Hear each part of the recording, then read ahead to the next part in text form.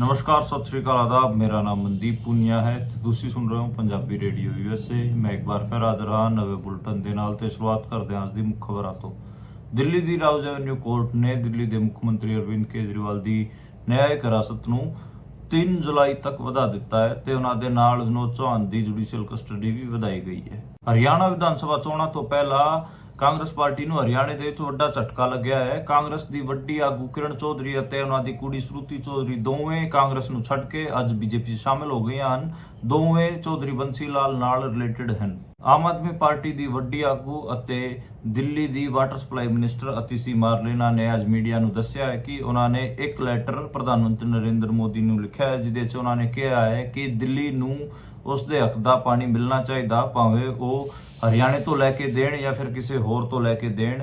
ਉਹਨਾਂ ਨੇ ਕਿਹਾ ਕਿ ਜੇ ਦਿੱਲੀ ਨੂੰ 21 ਜੂਨ ਤੱਕ ਪਾਣੀ ਨਾ ਮਿਲਿਆ ਤਾਂ ਫਿਰ ਉਹ ਸੱਤਿਆਗ੍ਰਹਿ ਕਰਨਗੇ ਤੇ ਉਹ ਭੁੱਖ ਹੜਤਾਲ ਤੇ ਬੈਠਣਗੇ। ਉੱਤਰ ਪ੍ਰਦੇਸ਼ ਤੋਂ ਇੱਕ ਵਾਰ ਫਿਰ ਤੋਂ ਮੌਬ ਲਿੰਚਿੰਗ ਦੀ ਖਬਰ ਆਈ ਹੈ। ਉੱਤਰ ਪ੍ਰਦੇਸ਼ ਦੇ ਅਲੀਗੜ੍ਹ ਸ਼ਹਿਰ 'ਚ ਇੱਕ ਮੁਸਲਮਾਨ ਮੁੰਡਾ ਆਪਣੇ ਦੋਸਤ ਨੂੰ ਮਿਲਣ ਗਿਆ ਸੀ ਤੇ ਉੱਥੇ ਉਹਨੂੰ ਚੋਰ ਸਮਝ ਕੇ ਲੋਕਾਂ ਨੇ ਕੁੱਟ-ਕੁੱਟ ਕੇ ਮਾਰ ਦਿੱਤਾ ਹੈ। ਕਾਂਗਰਸ ਪਾਰਟੀ ਦੇ ਵੱਡੇ ਆਗੂ ਰਾਹੁਲ ਗਾਂਧੀ ਕੇਰਲ ਦੀ ਵਾਇਨਾਡ ਸੀਟ ਨੂੰ ਛੱਡਣਗੇ ਅਤੇ ਉੱਤਰ ਪ੍ਰਦੇਸ਼ ਦੀ ਰਾਏਬਰੇਲੀ ਸੀਟ ਤੋਂ ਹੀ ਸਾਂਸਦ ਰਹਿਣਗੇ। ਦੱਸਦੀ ਹੈ ਕਿ ਉਹਨਾਂ ਨੇ ਇਸ ਲੋਕ ਸਭਾ ਚੋਣਾਂ ਦੌਰਾਨ 2 ਸੀਟਾਂ ਤੋਂ ਆਪਣਾ ਚੋਣ ਲੜਿਆ ਸੀਗਾ। ਉਹ ਕੇਰਲ ਦੀ ਵਾਇਨਾਡ ਅਤੇ ਉੱਤਰ ਪ੍ਰਦੇਸ਼ ਦੀ ਰਾਏਬਰੇਲੀ ਸੀਟ ਤੋਂ ਚੋਣ ਲੜੇ ਸੀ। ਦੋਵੇਂ ਸੀਟਾਂ ਤੋਂ ਜਿੱਤ ਗਏ ਸੀਗੇ। ਹੁਣ ਉਹ ਕੇਰਲ ਦੀ ਸੀਟ ਨੂੰ ਛੱਡਣਗੇ। ਉਹਨਾਂ ਦੀ ਥਾਂ ਤੇ ਉੱਥੇ ਉਹਨਾਂ ਦੀ ਭੈਣ ਪ੍ਰਿਯੰਕਾ ਗਾਂਧੀ ਚੋਣ ਲੜੂਗੀ। ਅਸਮ ਦੀ ਡਿਬਰੂਗੜ੍ਹ ਜੇਲ੍ਹ 'ਚ ਬੰਦ ਭਾਈ ਅਮਰਤਪਾਲ ਸਿੰਘ ਅਤੇ 19 ਸਿੱਖ ਬੰਦੀਆਂ ਦੀ 1 ਸਾਲ ਵਾਸਤੇ ਹੋਰ NSA ਤਹਿਤ ਕਸਟਡੀ ਵਧਾ ਦਿੱਤੀ ਗਈ ਹੈ। ਇਹ ਕਦਮ ਪੰਜਾਬ ਗਵਰਨਮੈਂਟ ਨੇ ਲਿਆ ਹੈ। ਇਸ ਕਰਕੇ ਇੱਥੇ ਪੰਜਾਬ 'ਚ ਭਗਵੰਤ ਮਾਨ ਦੀ ਠੀਕ ਠਾਕ ਕਿਰਕਰੀ ਹੋ ਰਹੀ ਹੈ ਤੇ ਭਾਈ ਅਮਰਤਪਾਲ ਸਿੰਘ ਨੂੰ ਛੱਡਣ ਵਾਸਤੇ ਲੋਕ ਲਗਾਤਾਰ ਆਵਾਜ਼ ਉਠਾ ਰਹੇ ਹਨ। ਇਹ ਸੀਗੀਆਂ ਅੱਜ ਦੀਆਂ ਮੁੱਖ ਖਬਰਾਂ। ਨੂੰ ਕਰਦੇ ਹਾਂ ਆਪਾਂ ਇਹਨਾਂ ਖਬਰਾਂ ਦਾ ਵਿਸ਼ਲੇਸ਼ਣ ਤੇ ਸ਼ੁਰੂਆਤ ਕਰਦੇ ਹਾਂ ਅਰਵਿੰਦ ਕੇਜਰੀਵਾਲ ਵਾਲੀ ਖਬਰ ਤੋਂ। ਅਰਵਿੰਦ ਕੇਜਰੀਵਾਲ ਦਿੱਲੀ ਦੀ ਤਿਹਾੜ ਜੇਲ੍ਹ 'ਚ ਬੰਦ ਹੈਗੇ ਆ ਤੇ ਆਪਾਂ ਨੂੰ ਪਤਾ ਹੈ ਕਿ ਉਹਨਾਂ ਨੂੰ ਦਿੱਲੀ ਦੀ ਤਿਹਾੜ ਜੇਲ੍ਹ 'ਚ ਇਸ ਕਰਕੇ ਬੰਦ ਕੀਤਾ ਹੋਇਆ ਕਿਉਂਕਿ ਉਹਨਾਂ ਤੇ ਸ਼ਰਾਬ ਘੁਟਾਲੇ ਵਾਲੀ ਸ਼ਰਾਬ ਨੀਤੀ ਘੁਟਾਲੇ ਵਾਲੇ ਮਾਮਲੇ 'ਚ ਉਹਨਾਂ ਨੂੰ ਆਰੋਪੀ ਬਣਾਇਆ ਗਿਆ ਹੈਗਾ ਤੇ ਈਡੀ ਕਹਿ ਰਹੀ ਹੈ ਕਿ ਉਹ ਮੇਨ ਅਕਿਊਜ਼ਡ ਹੈਗਾ, ਮੇਨ ਆਰੋਪੀ ਹੈਗਾ, ਮਾਸਟਰਮਾਈਂਡ ਵੀ ਉਹਨਾਂ ਨੂੰ ਕਿਹਾ ਗਿਆ। ਤੇ ਈਡੀ ਅੱਜ ਅਰਵਿੰਦ ਕੇਜਰੀਵਾਲ ਦੀ ਤਰੀਕ ਸੀਗੀ ਦਿੱਲੀ ਦੇ ਰਾਉਜ਼ ਐਵਨਿਊ ਕੋਰਟ 'ਚ ਤੇ ਉੱਥੇ ਈਡੀ ਵੱਲੋਂ SV ਰਾਜੂ ਨਾਂ ਦੇ ਇੱਕ ਐਡਵੋਕੇਟ ਪੇਸ਼ ਹੋਏ ਸੀ ਤੇ SV ਰਾਜੂ ਨੇ ਕਿਹਾ ਕਿ ਜਿਹੜਾ ਗੋਆ ਦਾ ਵਿਧਾਨ ਸਭਾ ਚੋਣ ਹੋਇਆ ਸੀ ਉਸ ਦੇ ਵਿੱਚ ਕੇ ਕਵਿਤਾ ਦੇ PA ਤੋਂ ਫੋਨ ਕਰਾ ਕੇ ਇਹਨਾਂ ਨੇ ਉੱਥੋਂ ਦੇ ਇੱਕ ਸ਼ਰਾਬ ਕਾਰੋਬਾਰੀ ਤੋਂ 25 ਕਰੋੜ ਰੁਪਏ ਲਏ ਹਨ। ਤੇ ਉਸ ਚੀਜ਼ ਦੇ ਉਹਨਾਂ ਕੋਲ ਸਬੂਤ ਵੀ ਹੈਗੇ ਆ ਤੇ ਰਿਕਾਰਡਡ ਚੀਜ਼ਾਂ ਵੀ ਹੈਗੀਆਂ। ਇਸ ਕਰਕੇ ਇਹ ਦਲੀਲਾਂ ਈਡੀ ਨੇ ਦਿੱਤੀਆਂ ਤੇ ਇਸ ਕਰਕੇ ਜਿਹੜਾ ਅਰਵਿੰਦ ਕੇਜਰੀਵਾਲ ਉਹਦੀ ਜਿਹੜੀ ਜੁਡੀਸ਼ੀਅਲ ਕਸਟਡੀ ਉਹਨੂੰ 3 ਜੁਲਾਈ ਤੱਕ ਵਧਾ ਦਿੱਤਾ ਤੇ ਉਹਨਾਂ ਦੇ ਨਾਲ ਹੀ ਵਿਨੋਦ ਚੌਹਾਨ ਨਾਂ ਦੇ ਸ਼ਖਸ ਨੂੰ ਵੀ 3 ਜੁਲਾਈ ਤੱਕ ਜੁਡੀਸ਼ੀਅਲ ਕਸਟਡੀ ਦੇ ਵਿੱਚ ਰੱਖਿਆ ਗਿਆ ਹੈ। ਵਿਨੋਦ ਚੌਹਾਨ ਅਤੇ ਅਰਵਿੰਦ ਕੇਜਰੀਵਾਲ ਦੋਵਾਂ ਦਾ ਨਾਂ ਇਸ ਮਾਮਲੇ ਤੇ ਠੀਕ ਠਾਕ ਉਛਲ ਰਿਹਾ। ਜੇ ਇਸ ਤੋਂ ਆਪਾਂ ਅਗਲੀ ਖਬਰ ਦੀ ਗੱਲ ਕਰੀਏ, ਜੇ ਆਪਾਂ ਇਹਦੇ ਨਾਲ ਹੀ ਦਿੱਲੀ ਦੀ ਦੂਜੀ ਖਬਰ ਵੀ ਲੈ ਲਈਏ ਅਤੀਸ਼ੀ ਮਾਰਲੇਨਾ ਬਾਰੇ। ਅਤੀਸ਼ੀ ਮਾਰਲੇਨਾ ਦਿੱਲੀ ਦੀ ਵਾਟਰ ਸਪਲਾਈ ਮਿਨਿਸਟਰ ਹੈਗੀ ਆ ਤੇ ਦਿੱਲੀ ਦੇ ਵਿੱਚ ਆਪਾਂ ਨੂੰ ਪਤਾ ਗਰਮੀ ਬਹੁਤ ਪੈ ਰਹੀ ਹੈ ਤੇ ਇੱਥੇ ਜਿਹੜਾ ਪਾਣੀ ਦਾ ਸੰਕਟ ਹੈ, ਜਿਹੜਾ ਜਲ ਸੰਕਟ ਹੈ ਉਹ ਆਪਾਂ ਨੂੰ ਦੇਖਣ ਨੂੰ ਮਿਲ ਰਿਹਾ। ਇੱਥੇ ਲੋਕਾਂ ਨੂੰ ਪੀਣ ਦਾ ਪਾਣੀ ਵੀ ਨਹੀਂ ਮਿਲ ਰਿਹਾ ਤੇ ਟੈਂਕਰਾਂ ਰਾਹੀਂ ਲੋਕਾਂ ਤੱਕ ਪਾਣੀ ਪਹੁੰਚ ਰਿਹਾ ਹੈ ਤੇ ਇੱਥੇ ਪਾਣੀ ਦੀ ਦਿੱਲੀ ਦੇ ਵਿੱਚ ਖਾਸੀ ਕਿੱਲਤ ਹੋ ਰੱਖੀ ਹੈ।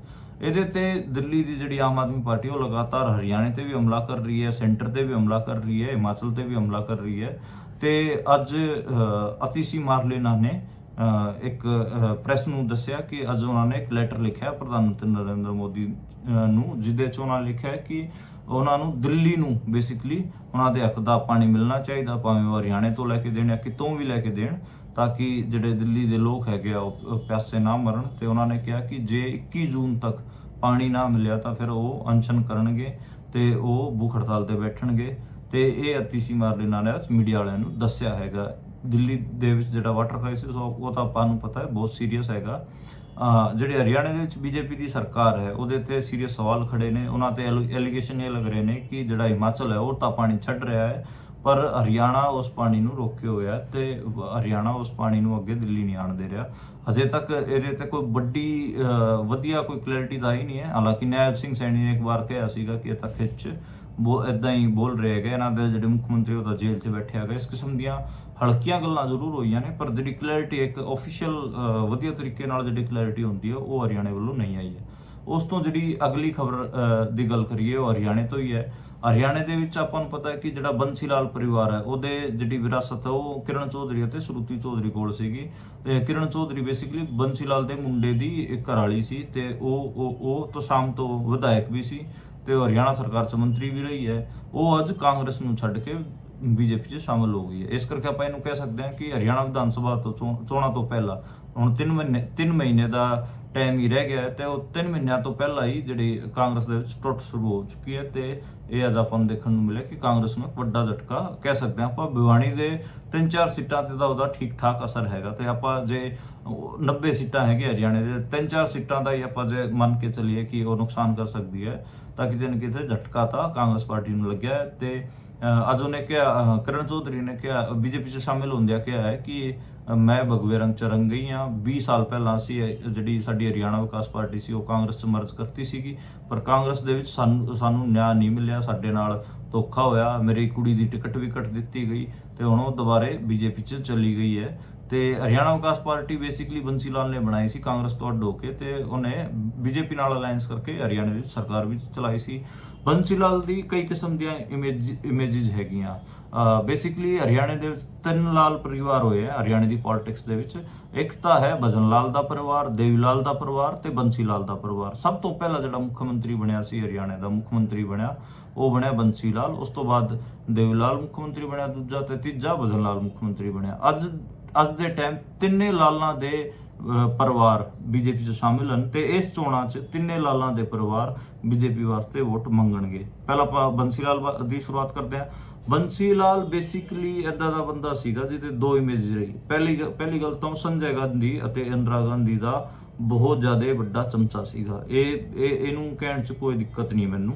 ਹਾਲਾਂਕਿ ਹਰਿਆਣੇ ਦੇ ਇਹਦੇ ਤੇ ਖਾਸਾ ਇਸ਼ੂ ਰੋਲਾ ਪਊਗਾ, ਲੋਕ ਕਹਿਣਗੇ ਕਿ ਤੁਸੀਂ ਕਿਉਂਕਿ ਹਰਿਆਣੇ ਦੇ ਵਿੱਚ ਇੱਕ ਛਵੀ ਬੰਸੀ ਲਾਲ ਦੀ ਵਿਕਾਸ ਪੁਰਸ਼ ਦੀ ਵੀ ਬਣਾਈ ਗਈ ਹੈ ਪਰ ਉਹ ਛਵੀਆਂ ਦਾ ਆਪਾਂ ਨੂੰ ਪਤਾ ਹੈ ਕਿ ਕਿਸ ਕਿਸਮ ਦਾ। ਹਾਲਾਂਕਿ ਬੰਸੀ ਲਾਲ ਬਹੁਤ ਏਦਾਂ ਡਿਵੈਲਪਮੈਂਟਲ ਵਾਲਾ ਸੀਗਾ, ਉਹਦੇ ਦਿਮਾਗ 'ਚ ਹੁੰਦਾ ਸੀਗਾ ਤੇ ਕੋਈ ਫਿਲਮਾਂ ਕੋਈ ਗਾਣੇ ਕੁਝ ਨਹੀਂ ਦੇਖਦਾ ਸੀਗਾ। ਇੱਕ ਵਾਰ ਤਾਂ ਜਿਹੜੀ ਉਸ ਟਾਈਮ ਦੀ ਵੱਡੀ ਐਕਟਰੈਸ ਸੀ ਨਰਗਿਸ, ਉਹ ਉਹਨੂੰ ਮਿਲਣ ਆ ਗਈ ਤੇ ਕੋਈ ਕੰਮ ਵਾਸਤੇ ਆਈ ਸੀ ਤੇ ਬੰਸੀ ਲਾਲ ਨੇ ਉਹਦੇ ਕੰਨੀ ਅੱਖਾਂ ਵੀ ਨਹੀਂ ਠਾ ਕੇ ਦੇਖੀਆਂ ਤੇ ਉਹਦਾ ਤੇ ਜਦੋਂ ਨਰਗਿਸ ਰਾਜ ਸਭਾ 'ਚ ਗਈ ਕਈ ਸਾਲ ਬਾਅਦ, ਮਤਲਬ ਘੱਟੋ ਘੱਟ 20 ਸਾਲ ਬਾਅਦ, ਉਦੋਂ ਉਹ ਬੰਸੀ ਲਾਲ ਨੂੰ ਦੁਬਾਰੇ ਮਿਲੀ। ਬੰਸੀ ਲਾਲ ਵੀ ਰਾਜ ਸਭਾ 'ਚ ਸੀਗੇ। ਉਦੋਂ ਨਰਗਿਸ ਨੇ ਕਿਹਾ ਬੰਸੀ ਲਾਲ ਨੂੰ ਕਿ ਮੈਂ ਜੀ 20 ਸਾਲ ਪਹਿਲਾਂ ਆਈ ਸੀ ਤੁਹਾਡੇ ਕੋਲ ਕੰਮ ਲੈ ਕੇ, ਤੁਸੀਂ ਅੱਖਾਂ ਵੀ ਨਹੀਂ ਚੱਕੀਆਂ ਜੀ, ਮੈਂ ਜਾਣਦਾ ਨਹੀਂ ਸੀਗਾ। ਏਦਾਂ ਇੱਕ ਵਾਰ ਉਹਨਾਂ ਨੂੰ ਰਾਜ ਕਪੂਰ ਨੂੰ ਮਿਲਾਇਆ ਗਿਆ ਤਾਂ ਉਹ ਇੰਟਰੋਡਕਸ਼ਨ ਕਰਾਇਆ ਗਿਆ ਜੀ ਇਹ ਰਾਜ ਕਪੂਰ ਹੈ ਗਿਆ ਤੇ ਬੰਸੀ ਲਾਲ ਨੇ ਕਿਹਾ ਕਿ ਅੱਛਾ ਜੀ ਇਹ ਕੀ ਕਰਦੇ ਨੇ ਤੇ ਫਿਰ ਦੱਸਿਆ ਗਿਆ ਕਿ ਇਹ ਫਿਲਮਾਂ ਦੇ ਸਟਾਰ ਹੈ ਬਹੁਤ ਵੱਡੇ। ਜਿਹੜਾ ਬੰਸੀ ਲਾਲ ਸੀ ਉਹਨੇ ਸਿਰਫ ਇੱਕ ਫਿਲਮ ਦੇਖੀ ਸੀ ਅਮਰਕੋਟਨਿਸ ਦੀ ਅਮਰ ਗਾਥਾ, ਉਹ ਵੀ ਸਰਕਾਰੀ ਕਿਸਮ ਦੀ ਫਿਲਮ ਸੀਗੀ, ਉਹ ਇੱਕ ਫਿਲਮ ਦੇਖੀ। ਉਸ ਤੋਂ ਇਲਾਵਾ ਬੰਸੀ ਲਾਲ ਨੇ ਫਿਲਮ ਨਹੀਂ ਦੇਖੀ ਸੀ। ਜਦੋਂ ਐਮਰਜੈਂਸੀ ਦਾ ਦੌਰ ਸ਼ੁਰੂ ਹੁੰਦਾ ਹੈ ਉਦੋਂ ਸੰਜੇ ਗਾਂਧੀ ਦੇ ਬਹੁਤ ਨੇੜੇ ਚਲਾ ਜਾਂਦਾ ਹੈ ਬੰਸੀ ਲਾਲ ਤੇ ਜਿਹੜੇ ਹਰਿਆਣੇ ਦੇ ਵਿੱਚ, ਉੱਤਰ ਪ੍ਰਦੇਸ਼ ਦੇ ਵਿੱਚ, ਪੰਜਾਬ ਦੇ ਵਿੱਚ ਜਿਹੜੇ ਐਮਰਜੈਂਸੀ ਦੌਰਾਨ ਲੋਕਾਂ ਦੇ ਆਪਾਂ ਕਹੀਏ ਕਿ ਜਿਹੜੇ ਆਗੂ ਸੀਗੇ ਲੋਕਾਂ ਦੇ, ਉਹਨਾਂ ਦੀ ਗ੍ਰਿਫਤਾਰੀਆਂ ਹੋਣ ਜਾਂ ਫਿਰ ਲੋਕਾਂ ਤੇ ਤਸ਼ੱਦਦ ਢਾਣ ਵਾਲੇ ਜਿੰਨੇ ਵੀ ਇਨਸੀਡੈਂਟ ਸੀ ਉਹਦੇ 'ਚ ਬੰਸੀ ਲਾਲ ਦਾ ਮੇਨ ਨਾਂ ਸੀਗਾ। ਤੇ ਪੰਜਾਬ ਨਾਲ ਜਿਹੜਾ ਕਨਫਲਿਕਟ ਤਿੱਖਾ ਕੀਤਾ ਹਰਿਆਣੇ ਦਾ, ਉਹਦੇ 'ਚ ਵੀ ਬੰਸੀ ਲਾਲ ਦਾ ਇੱਕ ਵੱਡਾ ਰੋਲ ਮੰਨਿਆ ਜਾਂਦਾ ਹੈ। ਉਸ ਤੋਂ ਜੇ ਆਪਾਂ ਦੂਜੇ ਲਾਲ ਦੀ ਗੱਲ ਕਰੀਏ, ਅੱਜ ਪਹਿਲਾਂ ਤਾਂ ਬੰਸੀ ਲਾਲ ਦੇ ਪਰਿਵਾਰ ਬਾਰੇ ਗੱਲ ਕਰੀਏ। ਪਰ ਬੰਸੀ ਲਾਲ ਦੇ 2 ਬੇਟੇ ਸੀਗੇ, ਸੁਰਿੰਦਰ ਸਿੰਘ ਤੇ ਇੱਕ ਹੋਰ ਸੀਗਾ ਉਹ ਰਣਬੀਰ ਮਹਿੰਦਰਾ। ਉਹ BCCI 'ਚ ਇੰਟਰਸਟਿਡ ਸੀਗਾ, ਪੋਲਿਟਿਕਸ ਉਹ ਤੋਂ ਹੋਈ ਨਹੀਂ ਤੇ ਸੁਰਿੰਦਰ ਸਿੰਘ ਪੋਲਿਟਿਕਸ ਕਰਦਾ ਹੁੰਦਾ ਸੀਗਾ ਤੇ ਉਹਦਾ ਇੱਕ ਹੈਲੀਕਾਪਟਰ ਕ੍ਰੈਸ਼ 'ਚ ਉਹਦੀ ਡੈਥ ਹੋ ਗਈ ਸੀਗੀ। OP ਜਿੰਦਲ ਅਤੇ ਉਹ ਸੀਗੇ ਦੋਵੇਂ ਜਾ ਰਹੇ ਸੀਗੇ, ਦੋਵਾਂ ਦੀ ਡੈਥ ਹੋ ਗਈ ਸੀਗੀ। ਤੇ ਉਹ ਜਿਹੜੀ ਸੁਰਿੰਦਰ ਸਿੰਘ ਦੀ ਘਰਵਾਲੀ ਹੈਗੀ ਆ ਕਿਰਨ ਚੌਧਰੀ, ਉਹ ਅੱਜ ਬੀਜੇਪੀ 'ਚ ਸ਼ਾਮਿਲ ਹੋਈ ਹੈ ਤੇ ਇਸ ਹਿਸਾਬ ਨਾਲ ਜਿਹੜਾ ਬੰਸੀ ਲਾਲ ਦਾ ਪਰਿਵਾਰ ਹੈ ਉਹ ਹੁਣ ਤੋਂ ਬੀਜੇਪੀ ਵਾਸਤੇ ਵੋਟਾਂ ਮੰਗੂਗਾ। ਹੁਣ ਆਪਾਂ ਗੱਲ ਕਰਦੇ ਹਾਂ ਦੇਵੀ ਲਾਲ ਦੀ। ਦੇਵੀ ਲਾਲ ਦਾ ਜਿਹੜਾ ਇੱਕ ਮੁੰਡਾ ਚੌਧਰੀ ਰਣਜੀਤ ਸਿੰਘ ਚੌਟਾਲਾ, ਉਹ ਹਿਸਾਰ ਤੋਂ ਬੀਜੇਪੀ ਦੀ ਟਿਕਟ ਤੋਂ ਚੋਣ ਲੜਿਆ ਸੀਗਾ। ਆਪਾਂ ਨੂੰ ਪਤਾ ਦੁਸ਼ਯੰਤ ਚੌਟਾਲੇ ਨੇ ਤੇ ਉਹਨਾਂ ਨਾਲ ਜਿਹੜਾ ਦੇਵੀ ਲਾਲ ਦਾ ਪੜਪੋਤਾ ਸੀਗਾ ਉਹਨੇ ਤਾਂ ਸਰਕਾਰ ਵੀ ਚਲਾਈ ਹੈ ਰਲ ਕੇ ਇਹਨਾਂ ਨਾਲ, ਬੀਜੇਪੀ ਨਾਲ। ਤੇ ਹੁਣ ਰਣਜੀਤ ਸਿੰਘ ਚੌਟਾਲਾ ਓਮ ਪ੍ਰਕਾਸ਼ ਚੌਟਾਲਾ ਤੋਂ ਦੂਜੇ ਨੰਬਰ ਦਾ ਮੁੰਡਾ ਹੈਗਾ ਦੇਵੀ ਲਾਲ ਦਾ ਤੇ ਉਹ ਕਿਤੇ ਨਾ ਕਿਤੇ ਹੁਣ ਅੱਜ ਦੇ ਟਾਈਮ ਬੀਜੇਪੀ ਵਾਸਤੇ ਵੋਟਾਂ ਮੰਗ ਰਿਹਾ ਹੈ। ਤੇ ਦੇਵਲਾਲ ਨੂੰ ਇਹ ਮੰਨਿਆ ਜਾਂਦਾ ਸੀ ਲੋਕਾਂ ਦਾ ਆਗੂ ਹੈਗਾ, ਬਹੁਤ ਸਾਰੇ ਅੰਦੋਲਨ ਕੀਤੇ, ਇੱਕ ਬਹੁਤ ਲੇਟ ਉਹ ਮੁੱਖ ਮੰਤਰੀ ਬਣੇ ਸੀਗੇ, ਉਹਨਾਂ ਦੀ ਠੀਕ ਠਾਕ ਏਜ ਹੋ ਗਈ ਸੀਗੀ। ਤੇ ਬੰਸੀ ਲਾਲ ਬਾਰੇ ਹੋਰ ਵੀ ਚੀਜ਼ਾਂ ਮਤਲਬ ਦੇਵਲਾਲ ਨੂੰ ਲੋਕ ਇਹ ਮੰਨਦੇ ਹੈਗੇ ਉਹ ਕਿਸਾਨ ਆਗੂ ਸੀਗੇ ਤੇ ਉਹਨਾਂ ਦਾ ਜਿਹੜਾ ਜ਼ਿਆਦਾ ਸਮਾਂ ਉਹ ਲੋਕਾਂ ਦੇ ਅੰਦੋਲਨਾਂ 'ਚ ਹੀ ਬੀਤਿਆ। ਬਾਅਦ 'ਚ ਉਹ ਆਪਾਂ ਨੂੰ ਪਤਾ ਹੈ 80s ਅਤੇ 90s ਦੇ ਵਿੱਚ ਇੰਡੀਆ ਦੀ ਪੋਲਿਟਿਕਸ ਦੇ ਵਿੱਚ ਵੱਡੇ ਫਿਗਰ ਬਣ ਗਏ ਸੀ। ਜਿਹੜੀ ਜਨਤਾ ਪਾਰਟੀ ਦੀ ਸਰਕਾਰ ਬਣੀ ਉਹਦੇ 'ਚ ਉਹ ਡਿਪਟੀ ਪ੍ਰਾਈਮ ਮਿਨਿਸਟਰ ਵੀ ਹੋਏ, ਹਰਿਆਣੇ ਦੇ ਮੁੱਖ ਮੰਤਰੀ ਪਹਿਲਾਂ ਰਹੇ ਸੀਗੇ। ਬਾਅਦ 'ਚ ਉਹਨਾਂ ਦੇ ਪਰਿਵਾਰ 'ਚ ਫੈਕਸ਼ਨ ਆਪਾਂ ਨੂੰ ਪਤਾ ਹੈ ਕਿ ਉਹਨਾਂ ਦਾ ਕੋਈ ਮੁੰਡਾ ਕਾਂਗਰਸ 'ਚ ਚਲਾ ਗਿਆ ਸੀ, ਕੋਈ ਬੀਜੇਪੀ 'ਚ ਚਲਾ ਗਿਆ ਸੀਗਾ। ਉਹਨਾਂ ਦਾ ਜੇ ਅੱਜ ਦੇ ਟਾਈਮ ਦੀ ਆਪਾਂ ਗੱਲ ਕਰੀਏ ਉਹਨਾਂ ਦੇ ਪਰਿਵਾਰ ਅੱਧੇ ਤੋਂ ਜ਼ਿਆਦਾ ਪਰਿਵਾਰ ਉਹਨਾਂ ਦਾ ਬੀਜੇਪੀ 'ਚ ਅੱਜ ਦੇ ਟਾਈਮ ਹੈ ਤੇ ਇਸ ਇਲੈਕਸ਼ਨਾਂ 'ਚ ਦੇਵਲਾਲ ਦਾ ਪਰਿਵਾਰ ਵੀ ਬੀਜੇਪੀ ਵਾਸਤੇ ਵੋਟਾਂ ਮੰਗੂਗਾ। ਤੀਜੇ ਪਰਿਵਾਰ ਦੀ ਗੱਲ ਕਰੀਏ ਚੌਧਰੀ ਭਜਨ ਲਾਲ ਵੀ ਹਰਿਆਣਾ ਦੇ ਮੁੱਖ ਮੰਤਰੀ ਹੁੰਦੇ ਸੀਗੇ। ਉਹ ਉਹਨਾਂ ਦੀ ਅੱਡ ਕਿਸਮ ਦੀ ਇਮੇਜ ਰਹੀ ਹੈ, ਉਹ ਖਾਓ ਔਰ ਖਾਣੇ ਦੋ ਵਾਲੇ ਕਨਸੈਪਟ ਤੇ ਯਕੀਨ ਕਰਦੇ ਸੀਗੇ। ਭਜਨ ਲਾਲ ਨੇ ਵੀ ਪੰਜਾਬ ਨਾਲ ਆਪਣਾ ਕਨਫਲਿਕਟ ਤੇਜ਼ ਕੀਤਾ, ਇਹਦੇ ਬਾਰੇ ਵੀ ਆਪਾਂ ਨੂੰ ਠੀਕ ਠਾਕ ਪਤਾ ਹੈ। ਏਦਾਂ ਹੀ ਜਿਹੜਾ ਭਜਨ ਲਾਲ ਕਰੈਕਟਰ ਸੀਗਾ ਉਹਨੂੰ ਕਿਹਾ ਜਾਂਦਾ ਸੀਗਾ ਉਹ MLAs ਨੂੰ ਤੋੜ ਲੈਂਦੇ ਸੀਗੇ, ਕਰਪਸ਼ਨ ਦੇ ਇੰਨੇ ਉਲਟ ਨਹੀਂ ਸੀਗੇ। ਭਜਨ ਲਾਲ ਕਿਤੇ ਨਾ ਕਿਤੇ ਹਰਿਆਣੇ ਦੇ ਮੁੱਖ ਮੰਤਰੀ ਪਹਿਲੀ ਵਾਰ ਜਦੋਂ ਬਣੇ ਸੀ ਉਦੋਂ ਵੀ ਦੇਵਲਾਲ ਦੀ ਸਰਕਾਰ ਤੋੜ ਕੇ ਉਹ ਮੁੱਖ ਮੰਤਰੀ ਬਣੇ ਸੀਗੇ। ਉਸ ਤੋਂ ਇਲਾਵਾ ਉਹਨਾਂ ਨੇ ਦੇਵਲਾਲ ਦੀ ਇੱਕ ਵਾਰ ਹੋਰ ਸਰਕਾਰ ਤੋੜੀ 80s ਦੇ ਵਿੱਚ ਤੇ ਭਜਨ ਲਾਲ ਆਖਰ 'ਚ ਭੁਪਿੰਦਰ ਸਿੰਘ ਹੁੱਡਾ ਨੇ ਉਹਨਾਂ ਨੂੰ ਰਿਪਲੇਸ ਕੀਤਾ ਸੀ। ਉਹਨਾਂ ਦੇ ਜਿਹੜੇ ਮੁੰਡੇ ਹੈਗੇ ਕੁਲਦੀਪ ਬਿਸ਼ਨੋਈ ਉਹਨਾਂ ਨੇ ਬੀਜੇਪੀ ਪਾਰਟੀ ਜੁਆਇਨ ਕਰ ਲਈ ਸੀਗੀ ਤੇ ਉਹ ਇਸ ਵਾਰ ਜਿਹੜਾ ਭਜਨ ਲਾਲ ਪਰਿਵਾਰ ਵੀ ਆਪਾਂ ਕਹੀਏ ਤੇ ਕੁਲਦੀਪ ਬਿਸ਼ਨੋਈ ਉਹ ਵੀ ਇਸ ਵਾਰ ਜਿਹੜੇ ਕੀ ਹੈਗਾ ਹਰਿਆਣੇ ਦੇ ਵਿੱਚ ਵੋਟਾਂ ਬੀਜੇਪੀ ਵਾਸਤੇ ਮੰਗਣਗੇ। ਇਹ ਤਿੰਨ ਲਾਲਾਂ ਦੀ ਕਹਾਣੀ ਸੀ, ਬੰਸੀ ਲਾਲ, ਭਜਨ ਲਾਲ, ਦੇਵੀਲਾਲ ਤੇ ਏਦਾਂ ਹੀ ਚੌਥਾ ਲਾਲ ਇੱਕ ਹੋਰ ਹੋਇਆ ਹਰਿਆਣੇ ਦੀ ਪੋਲਿਟਿਕਸ ਜਿਹੜਾ ਮੁੱਖ ਮੰਤਰੀ ਬਣਿਆ ਉਹ ਹੈਗਾ ਮਨੋਹਰ ਲਾਲ ਆਪਾਂ ਨੂੰ ਪਤਾ ਕਿ ਕਿੰਨਾ ਬਦਨਾਮ ਰਿਹਾ, ਪਿਛਲੇ 9.5 ਸਾਲ ਉਹਨੇ ਰਾਜ ਕੀਤਾ ਹਰਿਆਣੇ ਤੇ, ਅੱਜ ਦੇ ਟਾਈਮ ਸੈਂਟਰ 'ਚ ਮਿਨਿਸਟਰ, ਉਹ ਤਾਂ ਬੀਜੇਪੀ 'ਚ ਹੈ ਹੀ। ਤੇ ਹਰਿਆਣੇ ਦੇ ਪੋਲਿਟਿਕਸ ਦੇ ਵਿੱਚ 4 ਲਾਲ ਹੋਏ, ਚਾਰੇ ਆਖਰ 'ਚ ਕਿਤੇ ਨਾ ਕਿਤੇ ਬੀਜੇਪੀ ਦੇ ਕੰਮ ਆ ਰਹੇ ਹਨ। ਤੇ ਹੁਣ ਜੇ ਆਪਾਂ ਇਸ ਤੋਂ ਅਗਲੀ ਖਬਰ ਦੀ ਗੱਲ ਕਰੀਏ ਉਹ ਹੈਗੀ ਆ ਕਾਂਗਰਸ ਪਾਰਟੀ ਦੇ ਵਿੱਚ ਕਿਰਨ ਚੌਧਰੀ ਦੇ ਜਾਣ ਦਾ ਕੀ ਰਿਐਕਸ਼ਨ ਦੇਖਣ ਨੂੰ ਆਪਾਂ ਨੂੰ ਮਿਲਿਆ। ਜਿਹੜੀ ਕੁਮਾਰੀ ਸੈਲਜਾ ਜਿਹੜੀ ਸਿਰਸਾ ਤੋਂ ਸੰਸਦੀ ਦਾ ਚੋਣ ਜਿੱਤੀ MP ਬਣੀ ਹੈਗੀ ਆ ਤੇ ਭੁਪਿੰਦਰ ਹੁੱਡਾ ਤੋਂ ਬਾਅਦ ਕਿਤੇ ਨਾ ਕਿਤੇ ਕੁਮਾਰੀ ਸੈਲਜਾ ਦਾ ਹੀ ਨਾਂ ਆਉਂਦਾ ਹੈ ਤੇ 2 ਧੜੇ ਬਣੇ ਹੋਏ ਹੈ, ਇੱਕ ਕੁਮਾਰੀ ਸੈਲਜਾ ਵਾਲਾ ਧੜਾ ਹੈ ਤੇ ਇੱਕ ਭੁਪਿੰਦਰ ਹੁੱਡਾ ਵਾਲਾ ਧੜਾ ਹੈ। ਕੁਮਾਰੀ ਸੈਲਜਾ ਨੇ ਕਿਹਾ ਕਿ ਕਿਰਨ ਚੌਧਰੀ ਨਾਲ ਅਨਿਆਂ ਹੋਇਆ ਹੈ, ਉਹਦੇ ਨਾਲ ਜਾ ਨਹੀਂ ਹੋਇਆ ਤੇ ਉਹਨੂੰ ਕਿਤੇ ਨਾ ਕਿਤੇ ਮਜਬੂਰ ਕੀਤਾ ਗਿਆ ਬੀਜੇਪੀ ਦੇ ਵਿੱਚ ਜਾਣ ਲਈ ਤੇ ਉਹਨਾਂ ਨੇ ਇਨਡਾਇਰੈਕਟਲੀ ਜਿਹੜਾ ਨਿਸ਼ਾਨਾ ਉਹ ਭੁਪਿੰਦਰ ਹੁੱਡਾ ਤੇ ਸਾਧਿਆ ਕਿ ਭੁਪਿੰਦਰ ਹੁੱਡਾ ਨੇ ਇੰਨੀ ਸਪੇਸ ਨਹੀਂ ਦਿੱਤੀ, ਇਸ ਕਰਕੇ ਉਹ ਬੀਜੇਪੀ 'ਚ ਗਈ ਹੈਗੀ ਆ। ਮੈਨੂੰ ਲੱਗਦਾ ਕਿ ਪੋਲਿਟਿਕਸ 'ਚ ਸਪੇਸ ਤਾਂ ਬਣਾਉਣੀ ਪੈਂਦੀ ਹੈ, ਬਾਕੀ ਤੁਸੀਂ ਆਈਡੀਓਲੋਜੀ ਥੋੜੀ ਨਾ ਬਦਲ ਲਓਗੇ। ਇੱਕ ਤਾਂ ਸੈਕੂਲਰ ਪਾਰਟੀ ਆਪਣੇ ਆਪ ਨੂੰ ਕਲੇਮ ਕਰਦੀ ਹੈ, ਹਾਲਾਂਕਿ ਹੈ ਨਹੀਂ, ਉਹ ਵੀ ਉਹਦੀ ਸੈਕੂਲਰ ਕ੍ਰੈਡੈਂਸ਼ੀਅਲ ਵੀ ਕ੍ਰੈਡੈਂਸ਼ੀਅਲਾਂ ਤੇ ਵੀ ਕੁਐਸਚਨ ਮਾਰਕ ਹੈਗਾ ਤੇ ਇੱਕ ਹਿੰਦੂਤਵ ਦੀ ਪਾਰਟੀ ਹੈ। ਦੋਵਾਂ 'ਚ ਆਈਡੀਓਲੋਜੀਕਲ ਡਿਫਰੈਂਸ ਤਾਂ ਹੈਗਾ, ਫਿਰ ਵੀ ਉਹ ਸ਼ਿਫਟ ਮਾਰ ਗਏ। ਅੱਜ ਕੱਲ ਆਈਡੀਓਲੋਜੀਜ਼ ਕੋਈ ਨਹੀਂ ਦੇਖਦਾ, ਇਹ ਆਪਾਂ ਨੂੰ ਦੇਖਣ ਨੂੰ ਮਿਲਦਾ ਹੀ ਹੈਗਾ। ਉਸ ਤੋਂ ਜਿਹੜੀ ਅਗਲੀ ਖਬਰ ਦੀ ਗੱਲ ਕਰੀਏ ਉਹ ਯੂਪੀ ਤੋਂ ਹੈ। ਯੂਪੀ ਦੇ ਵਿੱਚ ਜਿਹੜੀ ਮੌਬ ਲਿੰਚਿੰਗਸ ਹੈਗੀਆਂ ਉਹ ਰੁਕਣ ਦਾ ਨਾਂ ਨਹੀਂ ਲੈ ਰਹੇ। ਉੱਥੇ ਆਪਾਂ ਨੂੰ ਪਤਾ ਕਿ 2017 ਤੋਂ ਬਾਅਦ ਤੋਂ ਹੀ ਉੱਤਰ ਪ੍ਰਦੇਸ਼ 'ਚ ਬੀਜੇਪੀ ਦੀ ਸਰਕਾਰ, ਯੋਗੀ ਆਦਿੱਤਿਆਨਾਥ ਮੁੱਖ ਮੰਤਰੀ ਹੈਗੇ ਤਾਂ ਇਸ ਵਾਰ ਵੀ ਜਿਹੜੀ ਮੌਬ ਲਿੰਚਿੰਗ ਹੋਈ ਹੈ ਗਿਣਤੀ ਦੇ ਲੋਕਾਂ ਦੀ ਹੋਈ ਹੈ। ਇੱਕ ਮੁਸਲਮਾਨ ਮੁੰਡੇ ਦੀ ਮੌਬ ਲਿੰਚਿੰਗ ਹੋਈ ਹੈ। ਅਲੀਗੜ੍ਹ ਦੇ ਵਿੱਚ ਆਪਣੇ ਫਰੈਂਡ ਨੂੰ ਮਿਲਣ ਜਾ ਰਿਹਾ ਸੀਗਾ ਤੇ ਉੱਥੇ ਉਹਨੂੰ ਚੋਰ ਸਮਝ ਕੇ ਲੋਕਾਂ ਨੇ ਕੁੱਟ ਕੇ ਮਾਰ ਦਿੱਤਾ ਹੈ। ਹਾਲਾਂਕਿ ਪੁਲਿਸ ਨੇ ਅਜੇ ਤੇ ਕੋਈ ਵੱਡਾ ਸਫਾਈ ਬਿਆਨ ਤਾਂ ਨਹੀਂ ਦਿੱਤਾ, ਪਰ ਇਨਵੈਸਟੀਗੇਸ਼ਨ ਇਸ ਮਾਮਲੇ ਤੇ ਚੱਲ ਰਹੀ ਹੈਗੀ ਤੇ ਇਹਨੂੰ ਲੈ ਕੇ ਠੀਕ ਠਾਕ ਗੱਲ ਹੋ ਰਹੀ ਹੈ ਤੇ ਲੋਕ ਕਹਿ ਰਹੇ ਨੇ ਕਿ ਜਿਹੜੀ ਇਹ ਮੌਬ ਲਿੰਚਿੰਗਸ ਦਾ ਟ੍ਰੈਂਡ ਹੈ ਇਹ ਬੰਦ ਹੋਣਾ ਚਾਹੀਦਾ। ਮੌਬ ਲਿੰਚਿੰਗ ਬੇਸਿਕਲੀ ਇੰਡੀਆ ਦੇ ਵਿੱਚ ਮੌਬ ਲਿੰਚਿੰਗਾਂ ਦਾ ਇਤਿਹਾਸ ਕੀ ਹੈ? ਦੇਖੋ ਇਹ ਜਿਹੜਾ ਇਹ ਅਮਰੀਕਨ ਫੈਨੋਮਨਾ ਹੈ। ਅਮਰੀਕਾ ਦੇ ਵਿੱਚ ਆਪਾਂ ਨੂੰ ਪਤਾ ਹੈ ਕਿ ਬਲੈਕਸ ਦੀ ਮੌਬ ਲਿੰਚਿੰਗ ਵਾਈਟ ਕਰਦੇ ਹੁੰਦੇ ਸੀਗੇ ਤੇ ਉਹ ਤਾਂ ਜਮਾ ਮਤਲਬ ਏਦਾਂ ਨਜ਼ਾਰੇ ਦੇਖਦੇ ਹੁੰਦੇ ਸੀਗੇ ਆਰਗੇਨਾਈਜ਼ ਕਰਕੇ, ਇਵੈਂਟ ਆਰਗੇਨਾਈਜ਼ ਕਰਕੇ। ਤੇ ਏਦਾਂ ਹੀ ਇੰਡੀਆ ਦੇ ਵਿੱਚ ਜਿਵੇਂ ਕਈ ਥਾਵਾਂ ਤੇ ਆਪਾਂ ਕੀ ਮਹਿਲਾਵਾਂ ਦੀ ਮੌਬ ਲਿੰਚਿੰਗ ਵੀ ਹੁੰਦੀ ਹੈ, ਡਾਇਨ ਕਹਿ ਕੇ ਜਾਂ ਫਿਰ ਆਪਾਂ ਚੁੜੈਲ ਕਹਿ ਕੇ। ਏਦਾਂ ਹੀ ਇੰਡੀਆ ਦੇ ਵਿੱਚ ਰਿਲੀਜਨ ਦੇ ਨਾਂ ਤੇ ਘੱਟ ਗਿਣਤੀ ਦੇ ਜਿਹੜੇ ਲੋਕ ਹੈਗੇ, ਮੁਸਲਮਾਨ ਹੋ ਗਏ, ਤੇ ਉਹਨਾਂ ਦੀ ਮੋਬ ਲਿੰਚਿੰਗ ਵੀ ਹੁੰਦੀ ਹੈ। ਜਦੋਂ ਆਪਾਂ ਕਹੀਏ ਕਿ ਕਿਸੇ ਘੱਟ ਗਿਣਤੀ ਦੇ ਲੋਕਾਂ ਤੇ ਹਮਲਾ ਕਰਦੇ ਹੈਗੇ ਮੈਜੋਰਿਟੀ ਵਾਲੇ ਲੋਕ, ਉਦੋਂ ਵੀ ਲੋਕਾਂ ਦੀ ਮੋਬ ਲਿੰਚਿੰਗ ਕਰਦੇ ਹੈਗੇ। 84 ਦੇ ਵਿੱਚ ਆਪਾਂ ਨੂੰ ਪਤਾ ਹੈ ਕਿਵੇਂ ਸਿੱਖਾਂ ਦੀ ਮੋਬ ਲਿੰਚਿੰਗ ਉਹ ਹੋਈਆਂ ਸੀ ਦਿੱਲੀ ਦੇ ਵਿੱਚ। ਤੇ ਇਹ ਕਿਤੇ ਨਾ ਕਿਤੇ ਜਿਹੜਾ ਮੋਬ ਲਿੰਚਿੰਗ ਹੈਗਾ ਇਹ ਇੰਡੀਆ ਦੇ ਵਿੱਚ ਵੀ ਹੈਗਾ। ਉਸ ਤੋਂ ਜਿਹੜੀ ਅਗਲੀ ਖਬਰ ਦੀ ਗੱਲ ਕਰੀਏ ਉਹ ਹੈਗੀ ਆ ਰਾਹੁਲ ਗਾਂਧੀ ਬਾਰੇ। ਰਾਹੁਲ ਗਾਂਧੀ ਕੇਰਲ ਦੀ ਸੀਟ ਜਿਹੜੀ ਵਾਇਨਾਡ ਸੀਟ ਤੋਂ ਚੋਣ ਲੜੇ ਸੀ ਉਹ ਜਿੱਤ ਗਏ ਸੀਗੇ, ਤੇ ਰਾਏਬਰੇਲੀ ਦੀ ਸੀਟ ਤੋਂ ਵੀ ਚੋਣ ਲੜੇ, 2 ਸੀਟਾਂ ਤੋਂ ਚੋਣ ਲੜੇ ਸੀ, ਰਾਏਬਰੇਲੀ ਦੀ ਸੀਟ ਤੋਂ ਵੀ। ਕਾਇਦੇ ਅਨੁਸਾਰ ਹੁਣ ਉਹ ਸਿਰਫ ਇੱਕ ਸੀਟ ਤੋਂ ਹੀ ਐਮਪੀ ਰਹਿ ਸਕਦੇ ਨੇ, ਕਿ ਇੱਕ ਸੀਟ ਉਹਨਾਂ ਨੂੰ ਛੱਡਣੀ ਪਊਗੀ, ਤੇ ਉਹਨਾਂ ਨੇ ਕੇਰਲ ਦੀ ਵਾਇਨਾਡ ਸੀਟ ਛੱਡਣ ਦਾ ਫੈਸਲਾ ਲਿਆ। ਕਈ ਦਿਨਾਂ ਪਹਿਲਾਂ ਬੁਲੇਟਿਨ 'ਚ ਮੈਂ ਦੱਸਿਆ ਸੀਗਾ ਕਿ ਇਹ ਹੋਣ ਜਾ ਰਿਹਾ, ਉੱਥੇ ਵੀ ਬਾਈ ਇਲੈਕਸ਼ਨ ਹੋਊਗਾ, ਤੇ ਮੈਂ ਇਹ ਵੀ ਦੱਸਿਆ ਸੀਗਾ ਵਾਇਨਾਡ ਦੀ ਸੀਟ ਹੀ ਛੱਡਣਗੇ ਉਹਨਾਂ ਦੇ ਵਾਸਤੇ। ਉੱਤਰ ਪ੍ਰਦੇਸ਼ ਦੀ ਸੀਟ ਕ੍ਰਿਟੀਕਲ ਹੈ, ਜ਼ਰੂਰੀ ਹੈ ਕਿ ਇੱਕ ਤਾਂ ਉਹ ਵਿਰਾਸਤ ਵੀ ਹੈ ਤੇ ਦੂਜਾ ਉਹ ਹਿੰਦੀ ਹਾਰਟਲੈਂਡ 'ਚ ਕਾਂਗਰਸ ਦੀ ਪੋਲਿਟਿਕਸ ਨੂੰ ਪਸਾਰਨਾ ਚਾਹੁੰਦੇ ਹੈਗੇ ਆ, ਤੇ ਹੁਣ ਉਹ ਛੱਡ ਰਹੇ ਹਨ। ਹਾਲਾਂਕਿ ਵਾਇਨਾਡ ਨੇ ਉਹਨਾਂ ਦਾ ਉਸ ਟਾਈਮ ਸਾਥ ਦਿੱਤਾ ਸੀਗਾ ਜਦੋਂ ਉਹ ਉੱਤਰ ਪ੍ਰਦੇਸ਼ ਤੋਂ ਆਪਣੀ ਅਮੇਠੀ ਦੀ ਸੀਟ ਆ ਰਹੇ ਸੀਗੇ, ਯਾਨੀ ਕਿ ਵਾਇਨਾਡ ਤੋਂ ਉਸ ਟਾਈਮ ਉਹ ਐਮਪੀ ਚੁਣ ਕੇ ਗਏ ਸੀਗੇ, ਯਾਨੀ ਕਿ ਮਾੜੇ ਟਾਈਮ ਰਾਹੁਲ ਗਾਂਧੀ ਦਾ ਸਾਥ ਵਾਇਨਾਡ ਨੇ ਦਿੱਤਾ ਸੀਗਾ। ਤੇ ਇਸੇ ਮੱਦੇਨਜ਼ਰ ਰਾਹੁਲ ਗਾਂਧੀ ਨੇ ਕਿਹਾ ਹੈ ਕਿ ਮੈਂ ਵਾਇਨਾਡ ਸੀਟ ਛੱਡਤਾ ਰਿਹਾ, ਪਰ ਮੇਰੀ ਥਾਂ ਤੇ ਉੱਥੇ ਜਿਹੜੇ ਗਾਂਧੀ ਪਰਿਵਾਰ ਤੋਂ ਹੀ ਪ੍ਰਿਯੰਕਾ ਗਾਂਧੀ ਚੋਣ ਲੜੂਗੀ। ਗਾਂਧੀ ਪਰਿਵਾਰ ਨਹੀਂ ਚਾਹੁੰਦਾ ਕਿ ਜਿਹੜਾ ਗਾਂਧੀ ਪਰਿਵਾਰ ਨਾਲ ਮਾੜੇ ਟਾਈਮ ਤੇ ਖੜਿਆ ਹੋਇਆ ਉਹਨੂੰ ਏਦਾਂ ਹੀ ਛੱਡ ਦਈਏ। ਪਰ ਇਹਨੂੰ ਤੁਸੀਂ ਪਰਿਵਾਰਵਾਦ ਵੀ ਕਹੋ।